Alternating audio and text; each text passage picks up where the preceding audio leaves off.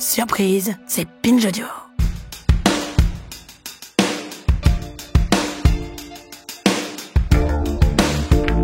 Vous avez peut-être rêvé un jour, après des vacances idylliques en bord de mer, de changer de cadre de vie, de quitter le tumulte de la grande ville, si vous y habitez, pour des espaces plus calmes, de le faire dès maintenant ou de le prévoir pour plus tard et d'aller vivre vos vieux jours dans une station balnéaire charmante ou un port de pêche au charme suranné. C'est un rêve assez fréquent et complètement compréhensible. La mauvaise nouvelle, c'est que vous risquez fort de galérer à le mettre en œuvre sur au moins un aspect crucial, le logement. Parce que dans ces endroits magnifiques, les biens sont aussi rares que chers et souvent, la location saisonnière a grignoté une bonne partie du parc immobilier. Problème pour ces petites villes, les actifs, les jeunes, les classes moyennes, celles et ceux qui demain feront que ces endroits ne seront pas totalement déserts, ne peuvent plus se loger. Comment faire pour endiguer ce phénomène et retrouver un peu d'égalité dans l'accès au logement ? C'est ce qu'on va se demander dans cet épisode qui s'inscrit dans notre série de reportages dans les petites villes de demain en partenariat avec l'Agence nationale de la cohésion des territoires et Popsu Territoire. Je suis Thomas Rozek et vous écoutez Programme B.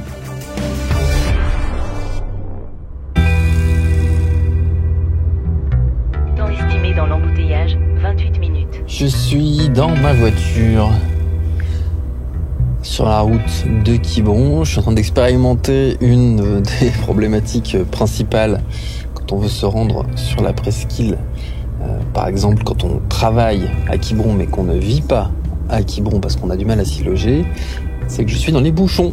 Je suis dans les bouchons, donc je vais être un petit peu en retard pour mon rendez-vous à la mairie avec le maire, Patrick Leroux, et avec Marilyn Domalin, qui est la responsable de l'urbanisme ici à Quiberon.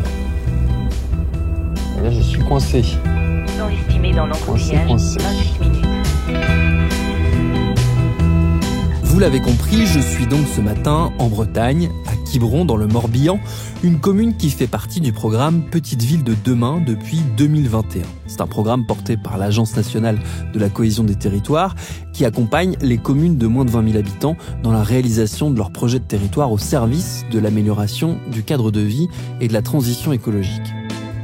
Un endroit magnifique qui pourrait tout à fait correspondre aux critères que je citais au début de cet épisode, d'un lieu de vacances où on rêve un jour de poser ses bagages de façon définitive. Sauf que Quiberon, ce n'est pas qu'une station balnéaire. Elle compte des entreprises, des services qui eux-mêmes ont des salariés dont le principal problème, c'est de se loger.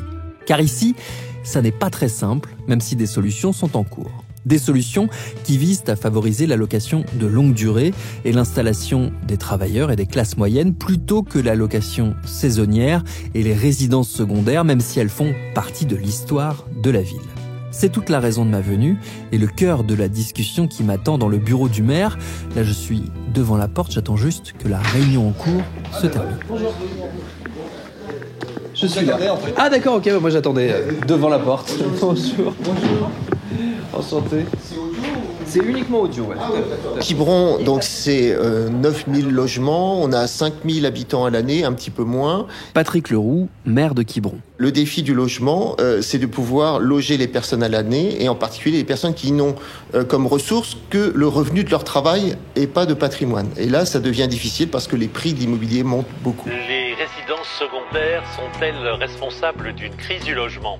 C'est vrai qu'elles représentent jusqu'à 70% des habitations, c'est énorme. En conséquence, les prix du foncier s'envolent et les biens à louer ou à vendre se font rares. La difficulté est aussi celui de la rareté du foncier et de son prix. Marilyn Domalin, responsable du pôle aménagement, urbanisme et déplacement à Quiberon. Et également sur Quiberon, la proportion de résidences secondaires qui est à 66%, qui fait partie aussi de l'histoire de la commune et qui crée un problème de logement pour les actifs du territoire. Ça a quelles conséquences concrètement pour les résidents, enfin les personnes qui vivent à l'année ou qui travaillent à l'année à Quiberon? Est-ce que ça pousse les gens vers des communes limitrophes de plus en plus loin avec potentiellement des engorgements. On l'a dit, on est sur une presqu'île. J'ai pu expérimenter moi-même que en voiture, c'est pas toujours facile de venir, en tout cas d'être à l'heure. Du coup, et ça a quoi comme conséquences concrètes sur la vie des Quibronnais? On dit les Quibronnais? Oui. Sur la vie des Quibronnais et des Quibronnaises. On a beaucoup de travailleurs qui aujourd'hui, effectivement, quand ils veulent devenir propriétaires, eh bien, s'installent sur les communes périphériques à une demi-heure de Quiberon, voire un peu plus. Et donc, par exemple, comme illustration, le personnel de la mairie, autrefois, quasiment tout le monde habitait à Quiberon. Et aujourd'hui, c'est plutôt une majorité de gens qui habitent sur les communes comme à partir de Ploirnel, Plémel, Erdevennes, Auray et même plus loin parfois. Ça génère une pendularité en termes de déplacement. C'est-à-dire, on a le matin, les chiffres, c'est autour de 1500 personnes par jour qui rentrent le matin et qui ressortent le soir avec beaucoup de véhicules, donc qui rentrent, vous avez pu tester. Et puis la conséquence aussi, ça peut être à terme un manque de travailleurs sur la commune, des difficultés à trouver dans tous les métiers, parce qu'on a beaucoup d'entreprises ici et d'activités aussi médicales et municipales, et donc on peut avoir des difficultés pour loger le personnel. Dans ce quartier, les prix ont bondi de 30% en 3 ans. Ces nouveaux acheteurs font de ces maisons des résidences secondaires. Au début, Quiberon était intéressant pour nous parce que ça me semblait être un excellent miroir grossissant de ces problématiques de logement. Brieux Bisson est géographe. Il enseigne à l'université Rennes 2. Il coordonne un vaste projet d'études sur l'accessibilité du logement dans les communes littorales via l'exemple de Quiberon pour Popsu Territoire. Ces problématiques de logement, aujourd'hui, elles se posent sur quasiment l'intégralité des littoraux en France, particulièrement sur les littoraux bretons, où on a constaté depuis une vingtaine d'années, peut-être une trentaine d'années même, un mouvement de gentrification accéléré, c'est-à-dire un mouvement de hausse du foncier important. Et Quiberon est un miroir grossissant parce que, en plus d'être une commune littorale, c'est un bout de presqu'île. Il y a un côté un peu bout du monde quand on arrive à Quiberon. Et c'est vrai que là, la thématique de l'accessibilité à cette presqu'île vient renforcer encore plus cette question ici et ces difficultés de l'accès au logement. D'autant que Quiberon, par rapport à d'autres communes littorales, c'est une station balnéaire ancienne, mais ce n'est pas que ça. Quiberon, c'est aussi un espace productif avec à peu près 780 entreprises aujourd'hui, des artisans et puis également des grosses entreprises, des employeurs importants. Donc ça fait un bassin d'emploi qui finalement est assez important aussi, donc une vraie multifonctionnalité. Et de fait, la question du logement se pose de manière un petit peu différente d'autres espaces ou d'autres territoires littoraux en Bretagne. Moi-même, je suis issu d'une petite commune en littoral dans les Côtes-d'Armor. Quand on discute avec les élus, la question du logement, finalement, elle n'est pas traitée. Elle n'est pas traitée pour une raison assez simple, c'est qu'on dit, les gens, ils ont qu'à aller habiter dans le rétro-littoral. Le rétro-littoral, juste pour être clair, c'est la zone d'habitation qui se trouve dans les terres, au-delà de ce qu'on appelle la zone littorale, celle qui est donc immédiatement au bord de la mer. Moi, la commune dont je suis originaire, le rétro-littoral, c'est une commune qui est à 5-10 minutes en voiture. Donc la question, effectivement, c'est assez facile pour les acteurs des communes littorales de dire, les gens, ils vont habiter à 5-10 minutes en voiture, c'est pas grave. À Quiberon, le rétro-littoral, il n'est pas à 5-10 minutes. À Quiberon, le rétro-littoral, il faut passer la presqu'île, il faut passer la première série de communes qui sont littorales elles-mêmes par rapport à la presqu'île. Donc le rétro-littoral, c'est tout de suite 45, 50, 55 minutes, 1 heure, voire plus. Et ce qu'on constate aujourd'hui, c'est qu'il y a un certain nombre d'habitants de Quiberon et d'actifs notamment qui ne peuvent plus se loger sur la presqu'île et qui de fait doivent aller se loger beaucoup plus loin, voire au nord de la RN 165 qui est la 4 voies ici sud-Bretagne, qui fait grosso modo Nantes-Brest et qui dessine une vraie limite entre ce qu'on appelle l'Armor, c'est-à-dire le pays de la mer et le littoral, ou au moins les territoires qui sont très fortement en lien avec ce littoral, et puis l'Argoat à l'intérieur des terres qui est de l'autre côté de cette RN 165. Et on constate qu'à Quiberon, on a de plus en plus d'actifs qui doivent aller vivre au-delà de la RN 165. Et là, c'est tout de suite 1 heure aller pour se rendre à Quiberon, et ça pose des vrais problèmes en termes de mobilité. Quelques chiffres pour bien comprendre de quoi on parle. Le prix du mètre carré à Quiberon, il était en moyenne, en 2022, de 5 500 € pour les appartements et de 4 700 € pour les maisons. Des tarifs très élevés qui ne cessent d'augmenter et qui sont forcément un frein à l'accession au logement. Ce qui ne veut pas dire qu'il n'y a pas de biens disponibles, ni que l'ensemble du territoire est composé de résidences secondaires, quand bien même elles sont extrêmement présentes.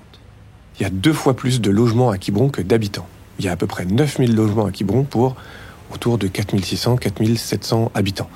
Donc évidemment, on est sur un ratio qui est quand on le pose comme ça, absolument incroyable. Après, souvent, quand on pense résidence secondaire, on a tendance à penser cette catégorie résidence secondaire comme un bloc. Voilà, avec un peu cette caricature du Parisien qui possède une résidence secondaire à Quiberon. Ça, on le déconstruit très rapidement. En fait, déjà, on se rend compte que, au-delà de Quiberon, près de 65% des résidences secondaires en Bretagne sont détenues ou sont la propriété de Bretons. C'est aussi le cas à Quiberon. Et puis, il y a aussi des résidences secondaires qui sont détenues par des gens qui sont très proches ou qui vivent à proximité. Et on en a rencontré des gens qui ne sont pas forcément des membres de la grande bourgeoisie ou de professions libérales très aisées, mais qui ont une résidence secondaire à Quiberon parce que c'est une résidence familiale. Et qui ne sont absolument pas, qui peuvent être ouvriers, qui peuvent être employés, qui peuvent être classe moyenne inférieure, et qui ont une résidence secondaire à Quiberon parce que c'est une résidence familiale. Après, c'est un des nœuds du problème parce qu'effectivement, quand on pose la question aux acteurs quiberonnais, que ce soit les élus, que ce soit les techniciens, ou même chose à l'échelle de l'intercommunalité, Auray-Quiberon Terre Atlantique, qui est l'intercommunalité dont dépend Quiberon, on nous dit, oui, la question du logement, certes, ça passe par la production du logement, mais produire encore plus de logements, est-ce que c'est utile ? On a déjà des logements, il y en a énormément. Il y a 9000 logements à Quiberon, c'est énorme. Donc il y a aussi cet enjeu-là, c'est comment est-ce qu'on fait pour détourner, entre guillemets, ces logements de résidence secondaire pour les retourner vers du logement principal. Et puis, il y a une autre difficulté, c'est que un certain nombre de résidences secondaires à Quiberon sont détenues par des Quiberonnais. Il y a des Quiberonnais qui vivent à Quiberon et qui ont un autre bien de famille à Quiberon, qui mettent en location, etc., etc. Donc, encore une fois, sur ces résidences secondaires, mais comme pour beaucoup d'autres questions, on se rend compte qu'en fait, les Quiberonnais ont aussi une clé qui est entre leurs mains. La première chose, c'est de changer de mentalité. C'est-à-dire que quand on a une logique purement économique, on va vouloir prendre en compte la valeur financière des biens, et donc c'est le toujours plus qui l'emporte. Mais le toujours plus ici, on voit, ça veut dire exclusion des travailleurs pour l'essentiel ou des jeunes. Donc, il faut une intervention publique.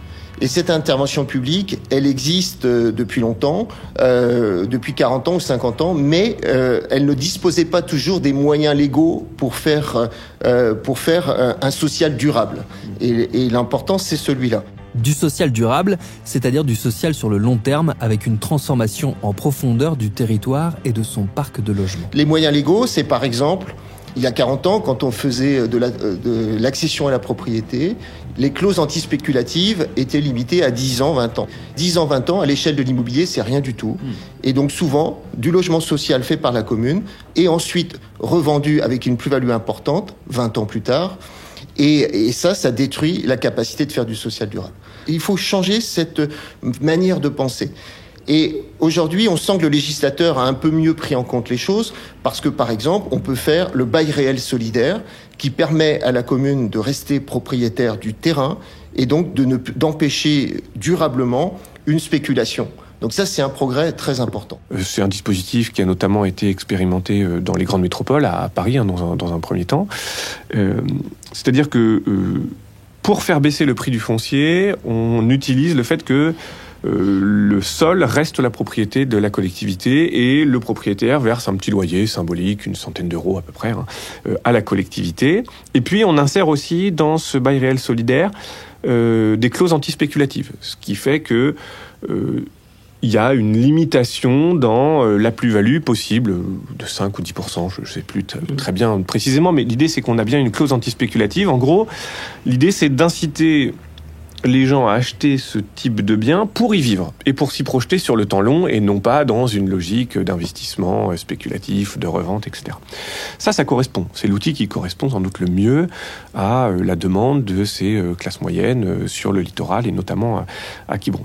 Ça, évidemment, on peut le mettre en place, mais c'est un coût parce que ça pose aussi la question de l'équilibre financier des opérations, ça pose la question du coût du foncier pour les collectivités qui s'engagent dans ce type de choses. Donc il y a des projets de BRS Mais là aussi, contraint par toute une série de règles d'urbanisme, on ira sans doute plutôt vers des typologies de petits collectifs.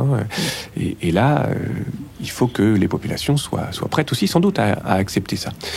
Et ça demande là de faire preuve de pédagogie de la part de ces élus, de ces techniciens, de ces services urbanistes. Et c'est compliqué, évidemment. Outre la pédagogie pour faire accepter une forme de densification et ces fameux petits collectifs, entendez, des immeubles, il y a d'autres outils qui sont déployés, comme par exemple la mise en place de la compensation sur les meublés touristiques, qui fait qu'au-delà de 2 logements en location saisonnière, vous devez avoir un logement en location annuelle. Un dispositif qui est testé par d'autres communes, parfois avec des conditions plus strictes. Un autre outil, c'est la fiscalité, et notamment l'augmentation de la taxe d'habitation sur les résidences secondaires. Une augmentation de 60%, c'est le maximum autorisé, et ça donne à la commune des moyens supplémentaires pour lancer des projets. Ouais. Oui, parce que je sais pas du tout. Des projets comme celui que je pars voir là tout de suite avec Marilyn Domalin. On va vers la rue du Levant, dans le centre de la ville, voir un chantier qui résume pas mal des problématiques qu'on a évoquées. Où est-ce qu'on est, Marilyn? Dites-moi.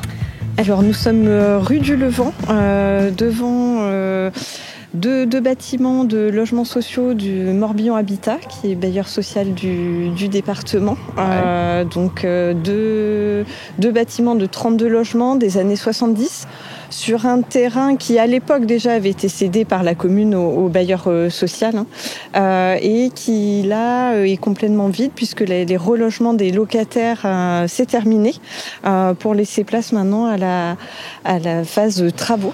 On peut les décrire, ces bâtiments qui sont voués à disparaître, Oui. Parce que c'est des cubes tout blancs, en gros, oui. Vraiment typique. Quand on imagine le logement collectif des années 70-80, c'est vraiment l'image qu'on a, quoi. Oui, c'est ça, c'est effectivement une architecture datée de l'époque, mais qui offrait effectivement ces éléments de confort. Là, la question de la réhabilitation, de la rénovation a quand même été posée à chaque fois dans le choix entre déconstruire ou construire du logement neuf.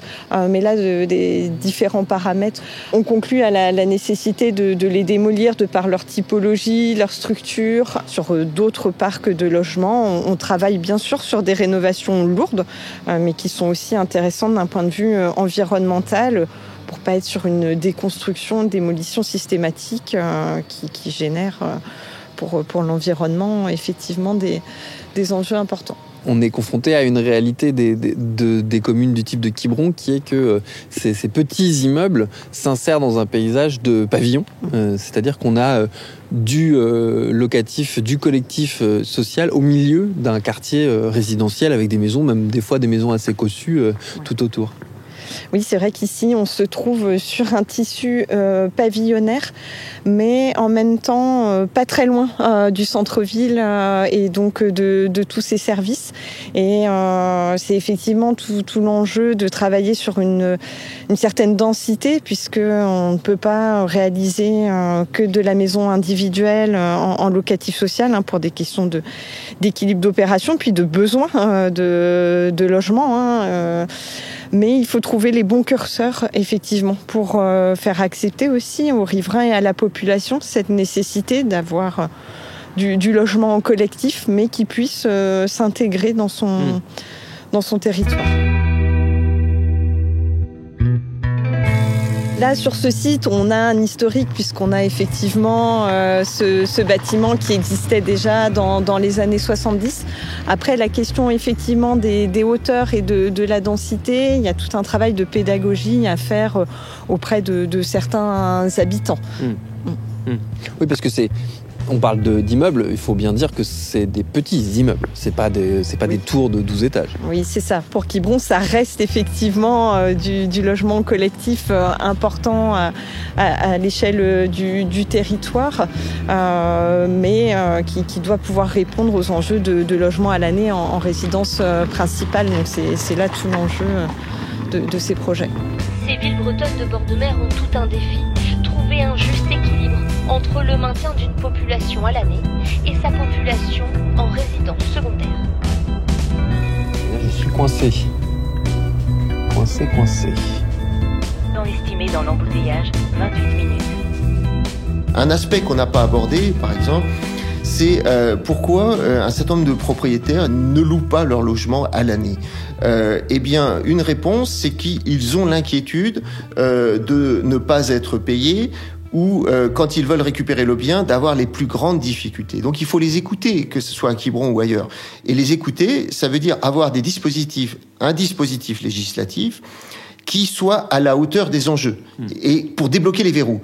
Et ce verrou pour accepter de mettre davantage de logements à l'année, eh bien, ça serait d'avoir un fonds de garantie mis en place entre l'État et les assureurs pour qu'un propriétaire qui n'est pas payé de son loyer puisse quand même toucher son loyer, surtout lorsqu'il a un crédit à rembourser. Donc ça, c'est un levier important. Un autre levier, c'est ensuite l'accélération des procédures de justice. C'est-à-dire que quand il faut 2 ans, 4 ans, parfois plus pour récupérer son logement, eh bien ça décourage un certain nombre de propriétaires de louer le logement. Ce sont des sujets qui sont connus depuis très longtemps, et s'il n'y a pas une réponse législative sur ces sujets, c'est un frein majeur pour la location. On s'est rendu compte que il y avait un vrai non-dit sur la question du marché locatif de l'immobilier à Quiberon. Actuellement, là, vous regardez, je sais pas, vous prenez aujourd'hui Ouest Francimo, vous tapez, Quiberon, recherche appartement ou recherche maison. Dans les biens à vendre, vous en avez à peu près une 50aine. Dans les biens à louer, vous en avez 1 ou 2. Officiellement, sur le marché agence, etc. Ça nous a beaucoup interrogés. On s'est dit, ah bah oui, effectivement. Et tous les gens qu'on a rencontrés, notamment des jeunes actifs n'étant pas de la presqu'île et qui viennent sur la presqu'île pour travailler, ils disent tous, louer, c'est la croix et la bannière. Et nous, on a des acteurs à Quiberon qui nous ont dit, non, mais non, c'est un faux problème, ça. Le système locatif, il existe. Mais le système locatif, il existe de manière complètement informelle. Off-market, entre guillemets. C'est-à-dire que ce système locatif, il est informel, ça se fait par le bouche à oreille. Quand vous arrivez sur la presqu'île, que vous êtes issu de la presqu'île vous-même, que vos parents, que vos grands-parents sont issus de la presqu'île, que vous veniez en vacances de manière très régulière, que vous avez un petit réseau de sociabilité sur la presqu'île, vous trouvez sans difficulté. Parce que, par ce gré à gré, vous êtes intégré dans les réseaux qui vous permettent d'avoir accès à ce marché informel. Quand vous n'êtes pas originaire de la presqu'île, que vous venez pour travailler de l'extérieur, sans avoir de lien sur la presqu'île, c'est beaucoup plus compliqué. Et ça nécessite souvent une forme d'acceptation, c'est-à-dire qu'il faut rentrer dans les réseaux de sociabilité très nombreux. Il y a un tissu associatif notamment qui est très important. Et une fois qu'on rentre dans ce réseau associatif, qu'on sait à qui s'adresser, qu'on a été accepté entre guillemets par les sociabilités ou par la société quiberonnaise, et ben là on accède à cette information et donc petit à petit ça peut se faire. Et certains ils nous disent dans leur parcours résidentiel ça fonctionne. Ils nous disent au bout de 1 an, 2 ans, j'ai fini par trouver par telle personne qui avait parlé de mon cas à telle autre personne, etc. Et puis il y en a d'autres où ça fonctionne pas du tout. Et ils nous disent non, on n'arrive pas à s'intégrer, l'intégration est pas facile et on ne trouve pas et on doit partir parce qu'on n'a pas trouvé en fait. Donc c'est aussi cette informalité du marché locatif, quasiment ça fonctionne, c'est une hypothèse qu'on a comme un système de filtre aussi à l'échelle de Quiberon de qui on accepte, qui on n'accepte pas. Ces aspects parfois invisibles du problème, il faut être en mesure de les détecter pour éventuellement les faire évoluer ou les faire disparaître. Ça peut paraître anecdotique, presque folklorique même, mais ça ne l'est pas du tout, car la question du logement, elle est centrale dans nos vies. En juin 2024, un article du journal Le Monde racontait comment la crise du logement avait une influence sur le vote en faveur du Rassemblement national dans la région de Quiberon et devenait le point de crispation majeur entre les élus et les électeurs et une vraie source de tension. Une région, la Bretagne, qui a elle aussi vu monter le Rassemblement national lors des derniers scrutins. C'est une source de tension et puis un sentiment d'injustice, parfois de dépossession. Ce qui est difficile à comprendre, c'est pourquoi est-ce que quand on travaille, quand on a des revenus, on ne peut pas se loger. Et ça, c'est un problème majeur qui dépasse Quiberon, qui est national et qui doit absolument être traité. Le sentiment d'injustice, on doit le lever. C'est-à-dire que c'est important que la population puisse être en confiance dans sa vie. Donc, je travaille, je dois pouvoir me loger et en confiance avec ces institutions publiques. C'est pour ça que le travail législatif à ce point, il est important. Et nous, on est demandeurs au niveau local d'avoir tous les outils. Il y en a quelques-uns, mais il en manque encore. J'ai dit qu'il fallait avoir une approche systémique. Et bien là, c'est un exemple pour essayer de débloquer les situations, qu'il y ait moins de tensions les uns avec les autres. Finalement, quand on tire un peu le fil du logement, il y a toute la bobine de ces territoires qui vient et toutes les problématiques qui découlent de cette question du logement. Et sur la question politique, évidemment, mais la question politique, elle se pose de plein de manières. Il faut savoir qu'aujourd'hui, les résidents secondaires ont le droit de vote aux élections locales et peuvent choisir de voter dans le lieu où ils ont une résidence secondaire. À Quiberon, 1/3 du corps électoral est constitué par des résidents secondaires. Donc évidemment, ça c'est un enjeu politique qui est important. Et évidemment, on imagine bien que pour les maires, pour les élus, c'est très difficile d'aller frontalement contre les intérêts de ces résidents secondaires. Et politiquement, ça se défend tout à fait, et c'est parfaitement compréhensible. Après, il y a toujours la question de jusqu'où on place le curseur de la tension qu'on va être capable, du rapport de force qu'on va être capable d'instaurer avec cette population de résidents secondaires. Et là, on est vraiment sur des questions de priorité et de choix politiques. Il y a un autre enjeu qui, pour moi, est fondamental, et qui là est, je pense, encore un non-dit sur ces territoires-là, c'est la question d'un projet territorial sur au moins du moyen terme. Qu'est-ce qu'on veut que ces territoires deviennent dans 20 ans ? Et là, c'est quoi le projet ? C'est quoi le projet pour votre territoire dans 20 ans ? Et là, je pense que les élus ne se posent pas encore cette question-là. Aussi parce que le temps politique est ce qu'il est. Et je pense que c'est un travail que ces territoires vont devoir faire assez rapidement. Parce que là, effectivement, on le voit, les populations vieillissantes augmentent. Qu'est-ce qu'on veut que deviennent ces territoires ? Est-ce qu'on veut en faire des EHPAD à ciel ouvert ? Alors, on a des gens qui nous ont cité cette expression là dans nos ateliers. Ça peut être un choix politique. À mon sens, et là c'est très personnel, mais c'est maintenant qu'il faut se poser cette question-là parce que il y a un moment où ce sera trop tard. Merci à Brieux Bisson, à Marilyn Domalin et à Patrick Leroux pour leur accueil et leurs réponses. Cet épisode de Programme B a été fabriqué en partenariat avec l'Agence nationale de la cohésion des territoires et PopSud Territoire, avec l'aide d'Hélène Millet et de Pacôme Bertrand. Il a été réalisé par Thomas Plé et préparé par Camille Codor. Programme B, c'est un podcast de Binge Audio. Tous nos épisodes, les anciens comme les nouveaux, sont à retrouver sur toutes vos applis de podcast préférés. Cherchez-nous sur Internet si vous voulez nous parler et à très vite pour un nouvel épisode.